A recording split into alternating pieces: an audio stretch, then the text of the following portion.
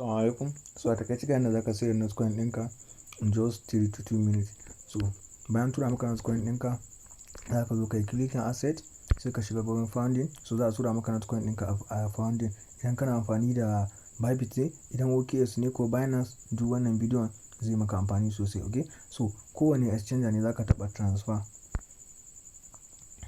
So kana taɓa transfer idan Bybit ne, so za ka maido shi daga nan gurin daga founding zuwa wannan wallet ɗin. Idan kuma a OKX ne, za ka maido shi daga founding zuwa spot.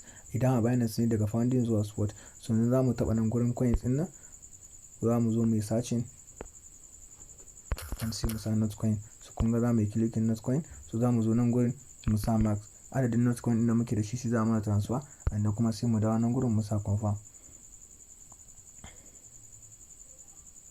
So shi kenan mun yi transfer ɗin shi zuwa wannan spot ɗin. So za mu dawo nan gurin sai mu taɓa inda aka sa trade ɗin nan. So muna taɓa inda aka sa trade, whether Binance ne ko OKX ko wani exchange ne, haka yake. So za ka taɓa nan gurin searching ɗin coins ɗin nan, gashi kun ga za ku taɓa kan coins ku yi searching.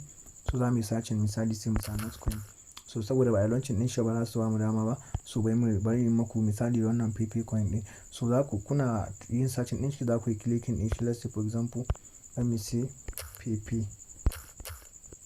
So kuna clicking ɗin shi, za ku zo ku taɓa wurin sell ɗin nan. So kuna taɓa wurin sell ɗin nan, ku tabbatar nan gurin daga limit kun maida shi market. So bayan kun maida shi market, za ku jawo shi ya cika, sai ku danna sell. So kuna danna sell, automatically za a sai da zai nuna muku sai your order successful plate. Shikenan za ku ga nan gurin USDT ɗinku ya dawo wallet ɗinku, and in sai da za ku yi P2P, za ku yi duk abin da za ku yi, sai ku yi da shi. So idan kun ji daɗin kallon nan bidiyo, please kar ku manta ku subscribing, and please ku yi share ga abokanku, ka ara musu bakin ciki saboda su masu amfana. Mun gode, Allah ya sa mu ji alkhairi.